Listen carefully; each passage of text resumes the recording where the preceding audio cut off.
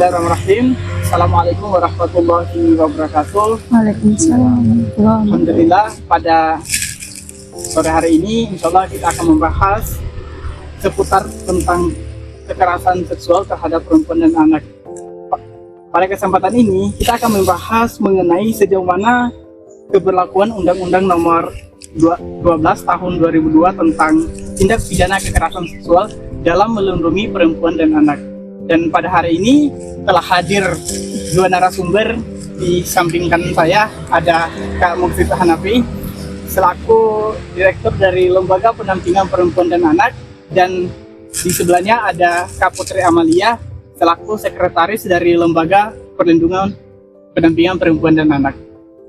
Baik, jadi pada kesempatan ini insya Allah kita akan mengulas kembali terkait dengan Undang-Undang tindak pidana kekerasan terhadap perempuan dan anak, di mana kita ketahui bahwa undang-undang tentang kekerasan perempuan dan anak telah ada dari tahun 1999, kemudian Undang-Undang Nomor 23 Tahun 2004, lalu Undang-Undang Nomor 21 Tahun 2007, sampai dengan lahirnya Undang-Undang Nomor 12 Tahun 2022 tentang tindak pidana kekerasan seksual. Artinya kita ketahui bahwa dengan adanya undang-undang tersebut, seharusnya tindakan kekerasan seksual terhadap perempuan dan anak di Indonesia itu seharusnya semakin menurun. Tetapi pemberlakuan dari undang-undang tersebut, bahkan kasus terhadap perempuan dan anak selalu meningkat gitu. Nah, dan untuk membahas lebih lanjut, maka saya akan bertanya pada Kak Muksid selaku narasumber yang akan membahas tentang aturan terhadap tindak kekerasan perempuan dan anak.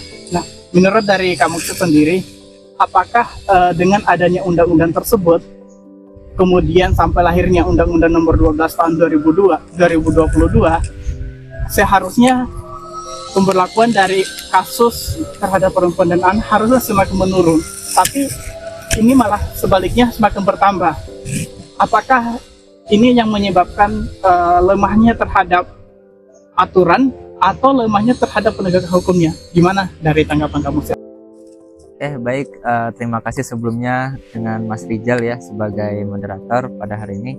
Ya, menarik ketika memang kita ingin membicarakan atau membahas mengenai perempuan dan anak, karena memang cukup banyak sekali problematikanya dan juga persoalan-persoalannya, khususnya di Kalimantan Timur. Kalau kita bicara skala Indonesia, ini pasti sangat-sangat besar dan banyak gitu ya, dari yang memang sudah terdata maupun tidak terdata.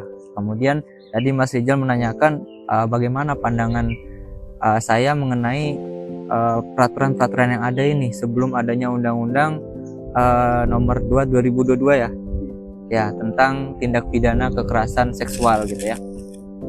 Pada dasarnya undang-undangnya telah diatur gitu ya mengenai anak, perempuan dan anak khususnya gitu ya, di dalam aturan tahun 2000 soal perlindungan anak ya, 2000 berapa Mas Rijal, 2003 ya, 2003 mengenai perlindungan anak tersebut sudah diatur gitu ya di dalamnya bagaimana penanganan tindak pidana kekerasan terhadap anak, kemudian pelecehan seksual terhadap anak itu sendiri, dan juga beragam gitu ya mengenai anak-anak di bawah umur ini ketika melakukan tindak pidana. Itu sudah diatur begitu sedemikian rupanya gitu, sedemikian kompleksnya. Kemudian ada undang-undang PKDRT gitu ya, tindak kekerasan dalam rumah tangga. Nah, di situ juga diatur bagaimana ketika perempuan itu mendapatkan kekerasan secara fisik, secara psikis dan lain sebagainya, itu pada dasarnya udah diatur. Namun apakah yang membuat undang-undang ini kok kayaknya tidak berjalan dengan baik begitu ya Mas Rijal ya? Ya, pada dasarnya dikembalikan lagi bahwa mengenai anak perempuan ini masuk ke dalam kategori delik aduan gitu ya Mas Rijal, delik aduan. Biasanya dalam pelaporan tindakan pidana ke kepolisian itu ada dua delik yang sangat umum dan lumrah kita ketahui, yaitu delik biasa dan delik aduan. Delik biasa ini siapa saja bisa melapor yang melihat, merasakan langsung ataupun menyaksikan langsung di TKP tersebut. itu boleh melapor ketika delik biasa. Namun kategori kekerasan terhadap perempuan dan anak ini masuk ke dalam kategori delik aduan, sehingga memang harus korbannya langsung yang memang melaporkan, ataupun korbannya langsung ini mendapatkan pendampingan untuk melapor. Nah, ketika hal itu sudah berjalan dengan baik, kendalanya di mana? Untuk prosesnya kembali dalam penegakan hukumnya, aparat penegak hukumnya, bagaimana untuk mengusut kasus itu. Nah, mengusut ini juga perlu adanya tahapan. Yang pertama ada penyelidikan dulu. Setelah penyelidikan dianggap memenuhi syarat, 2 alat bukti sudah terpenuhi, sehingga barulah bisa masuk ke tahap selanjutnya, yaitu penyidikan. Namun seringkali dan banyak sekali kendala itu kurang kuatnya bukti. Karena kalau kita bicara kekerasan seksual gitu ya, kalau misalnya yang nonverbal gitu ya, secara tidak langsung, ini masih menjadi problematik gitu, masih menjadi dilematis gitu di masyarakat. Bagaimana ini alat buktinya? Oke, misalkan dia bisa ke psikolog. Ke psikolog ini dalam tanda kutip dia memberikan keterangan gitu. Bahkan misalnya 10 psikolog, bisa jadi 10 psikolog itu memberikan keterangan yang berbeda terhadap satu orang tersebut. Artinya tidak bisa dijadikan patokan sedemikian rupa ini alat bukti mengenai keterangan dari psikolog. Jadi masih bisa terdapat perbedaan pendapat alat bukti yang diberikan oleh psikolog tersebut. Kemudian saksi. Ya, kalau misalnya ada saksi, bagaimana ketika tidak ada saksi, dan juga chat-chat dari misalkan ini secara nonverbal melalui chat ataupun video dan lain sebagainya, itu tidak ada buktinya. Otomatis di sini tidak memenuhi unsur dari 2 alat bukti minimal untuk dinaikkan ke tingkat penyidikan. Nah, sehingga banyak sekali memang permasalahan di penegakannya ini dalam implementasinya. Ketika memang aturannya sudah ada, tapi yang dipertanyakan adalah bagaimana untuk implementasinya. Apakah sudah berjalan dengan maksimal sesuai dengan undang-undang, atau ternyata realitanya kita banyak sekali persoalan di dalamnya. Nah, begitu Mas Rijal kurang lebih. Terkait dengan hal tersebut, menurut dari pandang kamu sih, berarti itu letaknya bukan dari lemahnya dari aturannya ya, tapi lemahnya dari penegak hukumnya ya? Ya, betul sekali. Nah, jadi titik lemahnya itu ada di aturannya, seperti itu. Oke, terima kasih banyak dari kamu terkait dengan penjelasan bahwa lahirnya Undang-Undang Nomor 12 Tahun 2022 itu memberikan bahwa sebenarnya bukan secara aturannya pun yang lemah, tapi dari penegakan hukum. Artinya antara aturan dan penegakan hukum itu harus benar-benar berjalan agar setiap kasus ataupun tindakan yang berkaitan dengan kekerasan seksual terhadap perempuan dan anak itu bisa diatasi. Nah, Ya. kemudian saya beralih ke Kak Putri Amalia ya. Dari pandangan dari Kak Putri, kita ketahui bahwa yang sering menjadi korban dalam tindakan kekerasan seksual terhadap perempuan dan anak itu selalu rentan kepada perempuan dan anak. Dari tanggapan Kak Putri, mengapa perempuan dan anak ini selalu menjadi korban? Silahkan. Oke, terima kasih Mas Rijal atas kesempatannya. Hari ini kita mungkin sedikit berdiskusi, menyampaikan pendapat bagi saya terhadap keefektifan Undang-Undang Nomor 12 Tahun 2022 gitu ya kan. Maka hadirnya undang-undang ini, apakah undang-undang yang kemudian dicita-citakan oleh masyarakat atau tidak? Dan hadirnya undang-undang ini kan memiliki bagaimana kemudian problematika itu hadir di tengah-tengah masyarakat, baik lembaga maupun masyarakat secara personal. Artinya kan undang-undang ini sebenarnya undang-undang yang tidak dicita-citakan sebenarnya. Tapi dengan hadirnya undang-undang ini, harapannya pemerintah terus berupaya menurunkan jumlah angka kekerasan terhadap perempuan dan anak, yang tadi konteksnya adalah kenapa sih perempuan dan anak yang menjadi korban, yang rentan gitu terhadap korban kekerasan terhadap perempuan dan anak. Dan tentu hadirnya undang-undang tersebut ketika kemudian kita melihat naskah akademiknya ya kan, karena ada peningkatan terhadap kasus terhadap perempuan dan anak. Jadi kalau kita melihat dari kurun 12 tahun ke belakang gitu ya kan, ternyata 80% itu atau 80 kali lipat itu mengalami proses pelonjakan. Nah, artinya mungkin pemerintah hadirnya pelonjakan ataupun peningkatan kasus ini hadirlah undang-undang yang kemudian terus diperbarui. Nah, tapi hadirnya undang-undang ini menjadi pertanyaan besar terhadap bagaimana kemudian penegakan hukum yang tadi disampaikan oleh Mas Muksi. Kalau kita berbicara perlindungan terhadap anak dan perempuan sudah jelas dalam aturan. Tapi bagaimana kemudian proses penegakan hukum bahkan sampai saat ini gitu ya kan sepertinya yang saya pahami dan saya ketahui hanya ada satu undang-undang pelaksana terhadap peraturan pelaksana terhadap Undang-Undang Nomor 12 Tahun 2022. Jadi masih banyak sebenarnya aturan turunan ataupun pelaksanaan yang kemudian menjadi garis besar terhadap permasalahan yang kemudian terjadi. Dan salah satu permasalahannya adalah penegakan terhadap proses kasus tersebut, karena kepolisian itu menjadi bagian dari penegakan hukum ya Mas Rizal, dan konteks dari penegakan hukum ini masih rancu gitu ya kan, masih tidak satu frame ataupun tidak satu pemahaman terhadap bagaimana kemudian penegakan hukum itu tersebut. Makanya hadirnya undang-undang ini sebenarnya perlu ada tindak lanjut terhadap proses pelaksanaan terhadap undang-undang itu agar kemudian proses penegakan hukum itu terus berjalan. Dan kembali lagi, kenapa sih perempuan dan anak itu menjadi seringkali gitu ya kan menjadi korban, tidak menyudutkan sebagai laki-laki gitu ya kan, tapi ternyata sebenarnya juga ada kasus terhadap laki-laki. Kalau kita melihat kasus per 1 Januari 2024 ini gitu ya kan, ternyata ada 4.120 kasus yang tidak menutup kemungkinan ternyata korban itu lebih banyak pada perempuan dan anak ya kan, sekitar 3.000-an. Nah, Kalimantan Timur terkhususnya kan kita sebagai lembaga pendampingan perempuan dan anak di Indonesia, Kalimantan Timur ini menjadi titik tombak juga yang terbesar setelah Pulau Jawa. Jadi kalau kita melihat skema data yang ada di Indonesia gitu ya kan, PPA itu Kalimantan Timur kasusnya terbesar gitu setelah Jawa gitu ya kan, hampir merah gitu ya kan, kalau Jawa itu sudah merah banget gitu. Nah, kembali lagi kenapa perempuan dan anak rentan, ya kembali lagi kepada fitrah seorang perempuan dan anak memang sedikit memiliki power yang begitu kecil bagi laki-laki.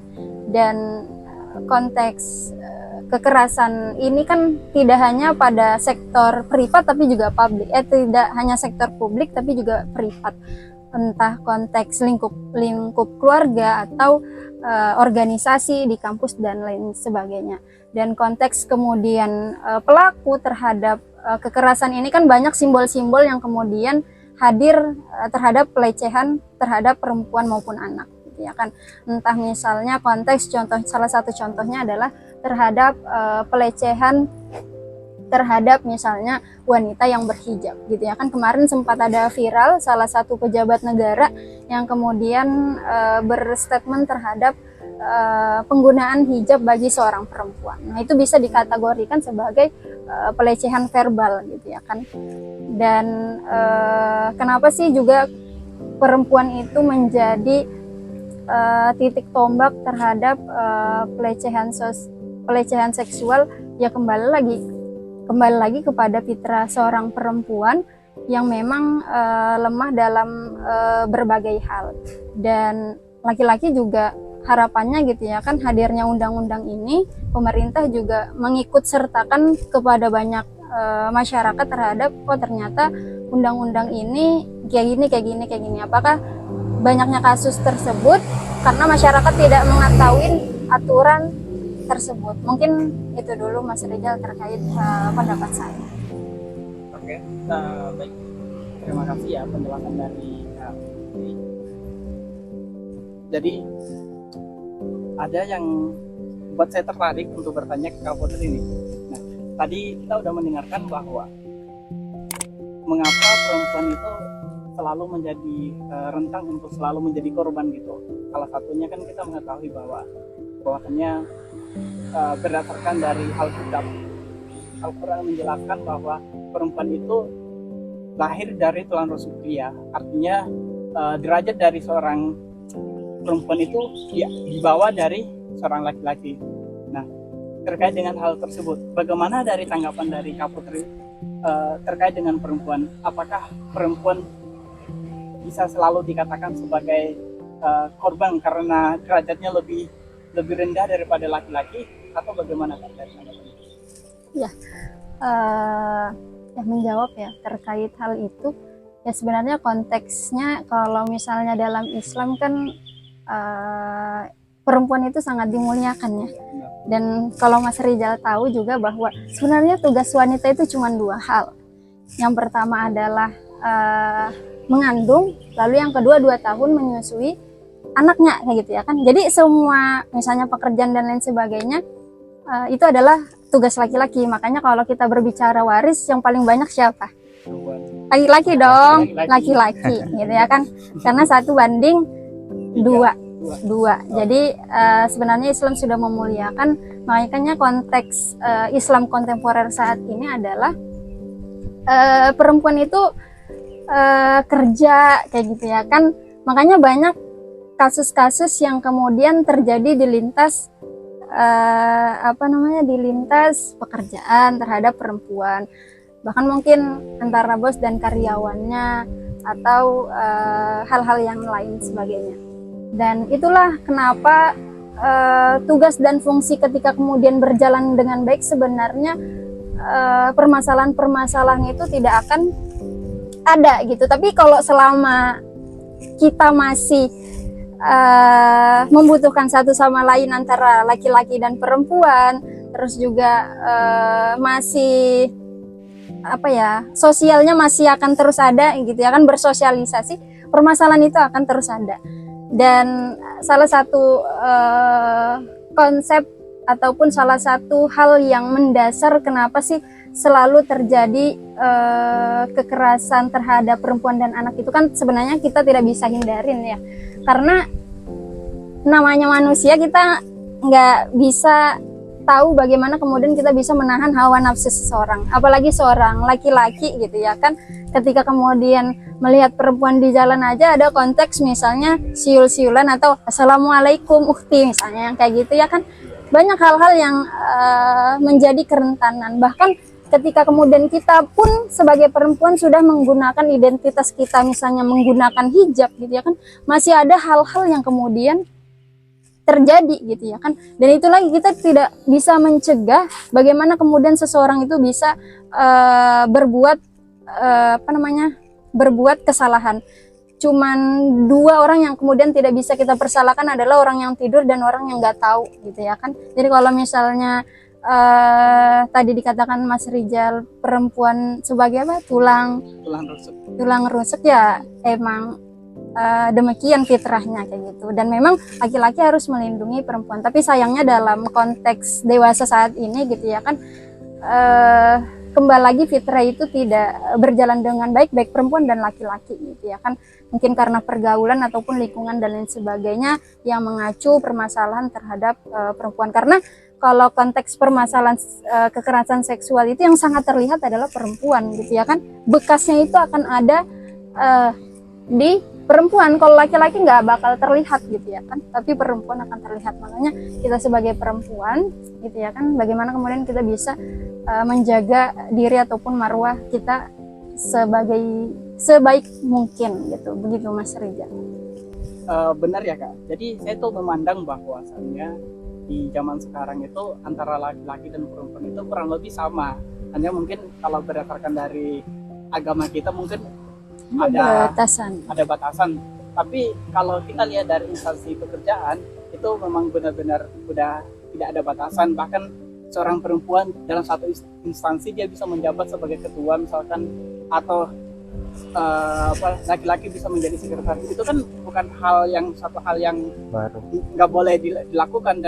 Dan ketika perjuangan Kartini dulu itu kan menjelaskan bahwa laki-laki dan perempuan itu tempatnya sama aja, hanya letaknya pada kewajiban. Yes, ya. Benar.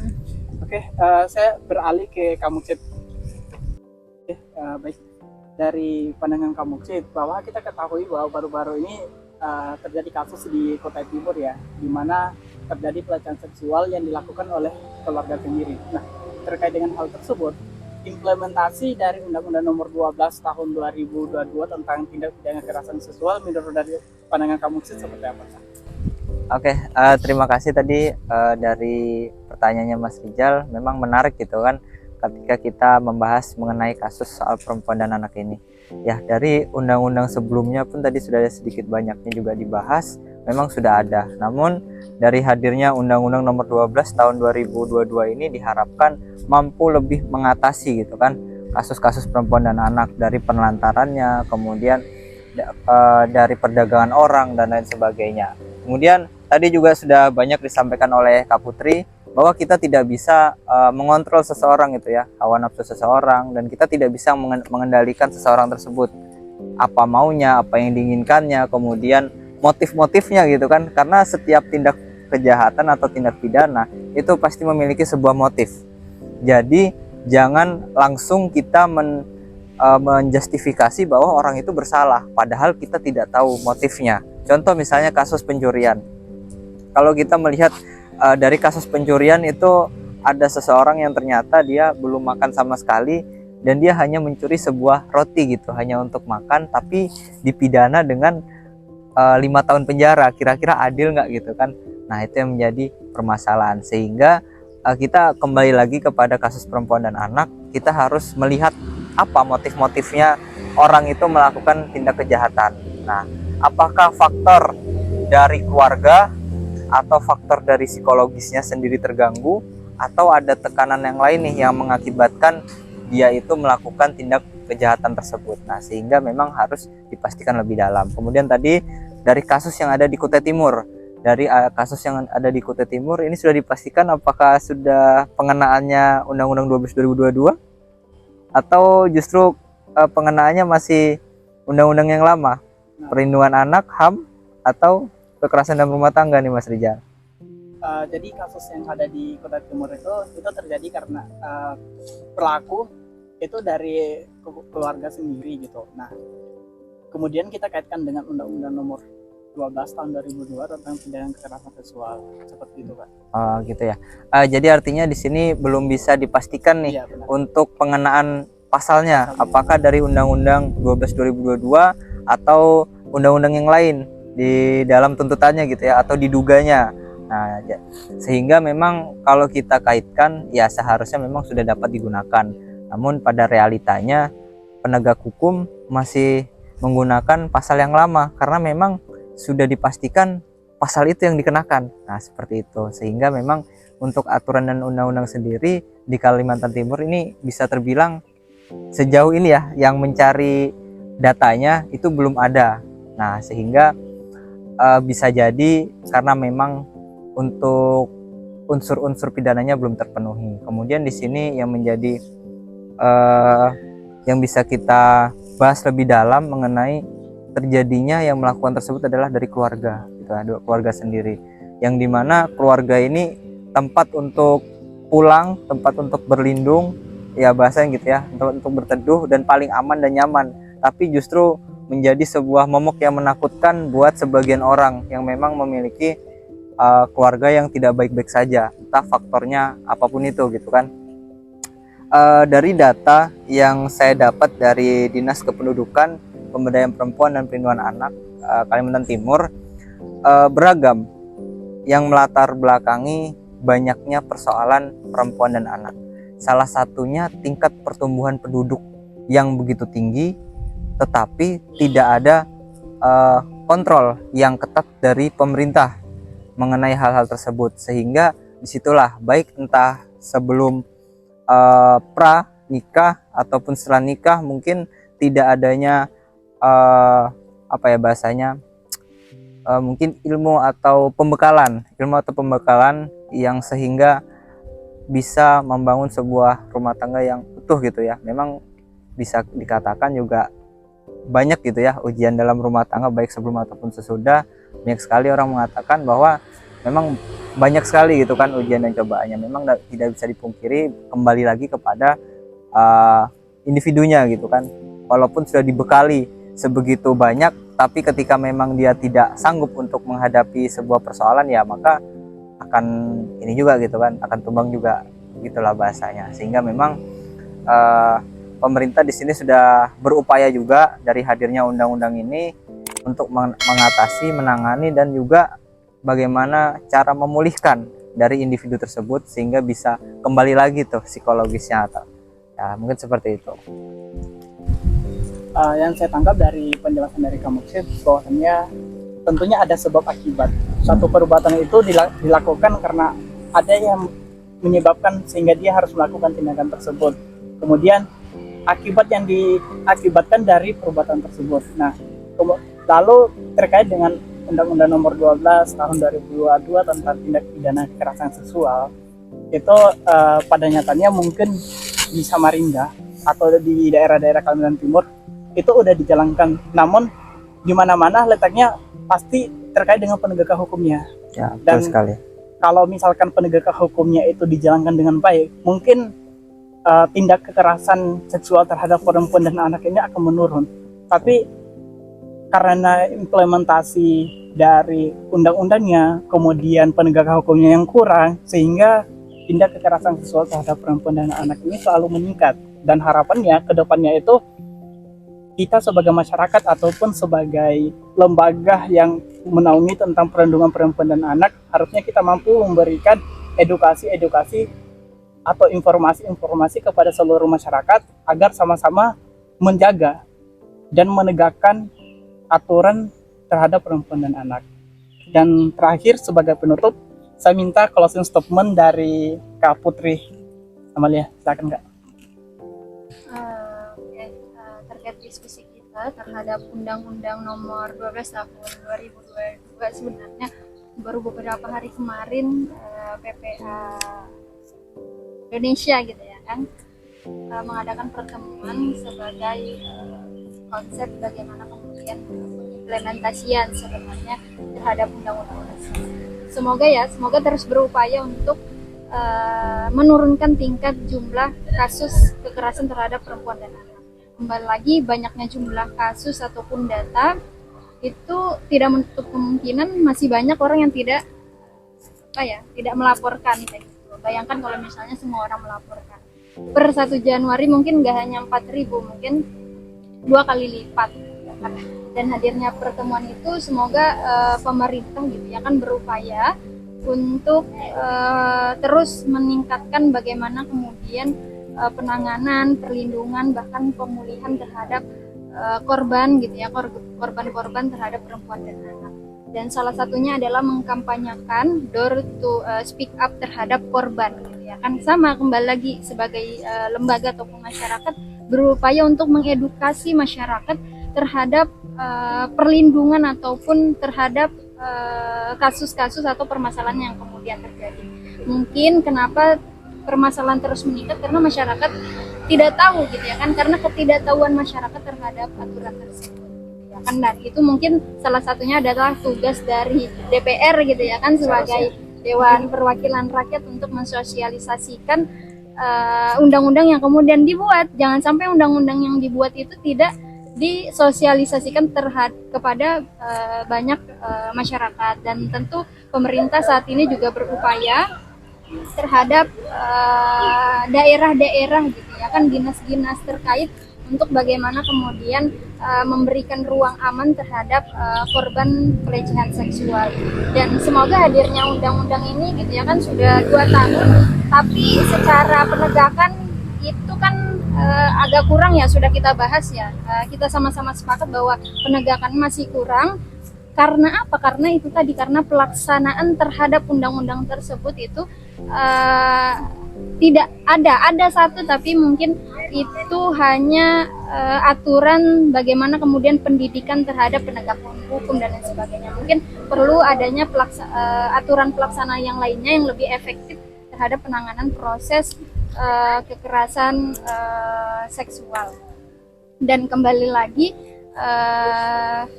semoga ya hadirnya undang-undang tersebut memberikan efek jera terhadap pelaku gitu ya kan. Jadi hadirnya undang-undang memberikan kepastian kepastian perlindungan kepastian kebermanfaatan dan keadilan. Dan konsep adil sebenarnya kalau kita berbicara adil nggak ada habisnya gitu ya kan. Bahkan secara definisi pun banyak adil itu yang gimana sih sebenarnya gitu, karena orang memiliki perspektif yang berbeda-beda terhadap keadilan. Tapi pada dasarnya harapan saya ya terhadap undang-undang ini memberikan efek jerat terhadap pelaku dan memberikan perlindungan terhadap perempuan, dan kembali lagi bagaimana kemudian proses penegakan hukum itu berjalan dengan baik. Dan saya pernah saat ini masih ngebimbing salah satu mahasiswa terhadap pelecehan seksual yang kemudian dipublish di media gitu. Apalagi kasus ini adalah kasus anak yang tidak boleh dipublish di berbagai media. Dan sayangnya kan secara implementasi banyak yang mengatakan bahwa itu harus delik aduan, harus si korban yang melaporkan. Tapi sayangnya kan korban itu adalah anak gitu yang kemudian memang harus didampingin. Jadi kalau menurut saya bisa aja itu menjadi delik biasa, karena konsep dalam peraturan undang-undang itu pun bisa aja menurut saya kan bisa berubah dari delik aduan bisa ke delik biasa, apalagi korbannya adalah anak yang nggak bisa ujuk-ujuk melapor ke kantor polisi gitu ya kan. Dan memang harus ada proses pendampingan sebagai lembaga ataupun lembaga masyarakat yang ikut andil dalam mencegah tindakan ataupun kasus kekerasan seksual gitu ya kan. Jadi sebenarnya hadirnya undang-undang ini lebih kepada pengimplementasiannya sebenarnya kalau misalnya dari saya. Dan yang terakhir adalah semoga pemerintah terus berupaya kembali lagi bagaimana kemudian bisa menurunkan jumlah kasus terhadap perempuan dan anak, karena kembali lagi saat ini masih sampai detik ini mungkin yang menjadi korban terus perempuan dan anak. Dan itu menjadi tugas pemerintah ya, pemerintah sangat besar powernya untuk menurunkan jumlah kekerasan seksual. Kembali lagi juga pada masyarakat, siapapun yang kemudian menonton nanti bisa sama-sama mengkampanyekan ya kan terhadap stop kekerasan terhadap perempuan dan anak, baik di lingkungan privat maupun di tingkat publik ya. Mungkin itu dari saya, Mas Rizal. Oke, terima kasih banyak statement dari Kak Putri Amalia. Selanjutnya dari Kak Musyid, silakan. Baik, mungkin ini sudah sesi terakhir gitu ya, masuk kepada closing statement. Kalau kita berbicara soal aturan gitu kan, yang pasti adalah bagaimana aturan itu terbentuk dulu, apa tujuannya, maksudnya untuk apa, dan bagaimana untuk melaksanakan aturan tersebut. Jangan sampai aturan tersebut itu hanya sebatas kertas gitu kan, hanya sebatas kertas tapi tanpa mengetahui untuk bagaimana ini pelaksanaannya. Yang paling penting adalah tidak hanya keterlibatan gitu ya, semua stakeholder, semua pihak itu perlu dan sangat penting perannya. Karena kalau hanya si pembuat undang-undang DPR dibuat saja tanpa tahu bagaimana untuk tahapan pemberian informasi, penyebarluasan, ya aturan tersebut hanya akan berdiam diri saja di DPR, tidak menjadi apa-apa. Nah, benar begitu ya. Dan ini harus ada tindakan selanjutnya. Setelah itu keluar peraturan pelaksananya. Tidak hanya keluar peraturan pelaksananya, kemudian bagaimana pelatihannya, pelatihan terhadap penegakan dari aturan tersebut. Aparat-aparat penegak hukum harus dilatih bagaimana untuk penerapan undang-undang tersebut. Setelah dilatih dan bisa melaksanakan, barulah kita berbicara apakah aparat tersebut melibatkan semua pihak ataukah dia hanya menjalankan sendiri. Pasti cukup berat. Kenapa demikian? Karena undang-undang yang ada di negara hukum kita gitu ya, di Indonesia itu sangat banyak. Kemudian penegak hukum khususnya di sini polisi itu sumber daya manusianya udah cukup banyak, tapi kasusnya juga demikian, sama gitu kan, sama banyaknya, membentuk satuan tugas yang begitu banyak, kemudian juga termakan oleh banyaknya kasus yang ada. Seperti kalau kita lihat, tidak hanya kasus perempuan dan anak, kasus mafia bola dan juga kasus-kasus yang lain itu akan membagi dan menyempitkan atau mengkerucutkan dari SDM kepolisian sendiri. Nah, kemudian keterlibatan dari masyarakat, tidak hanya aparat, itu juga menjadi bagian yang penting, karena memang undang-undang ini tidak hanya aparat saja yang menegakkan, melainkan keterlibatan banyak sekali masyarakat dan juga stakeholder, tidak hanya dari pemerintah, masyarakat, dan kemudian lembaga-lembaga masyarakat pun juga harus ikut terlibat gitu ya, sehingga harapannya adalah tidak hanya aparat penegak hukum, pemerintah, dan kemudian juga ayo masyarakat dan kami dari lembaga pendampingan perempuan dan anak sama-sama untuk mengkampanyekan, mengedukasikan, mensosialisasikan bagaimana pencegahan terhadap kekerasan seksual ini, karena rentan sekali terjadi kapan saja, di mana saja, dan tidak bisa kita prediksi, tidak bisa kita duga, sehingga kita yang bisa kita lakukan hanya mencegah dan juga menjaga diri masing-masing agar hal-hal yang tidak kita inginkan tidaklah terjadi. Nah, ayo kita kerjasama dengan berbagai pihak, dan juga tidak hanya kami sebagai kapasitasnya adalah orang hukum, melainkan juga keterlibatan psikolog dan juga dokter tentunya menjadi bagian yang penting dan tidak terpisahkan untuk memulihkan keadaan seseorang. Ya, mungkin demikian closing statement dari saya. Terima kasih Mas Rijal untuk diskusinya pada sore hari ini. Baik, terima kasih closing statement dari Kak Moksi dan juga dari Kak Putri. Insya Allah itu bagian dari penutup kegiatan diskusi kita pada sore hari ini.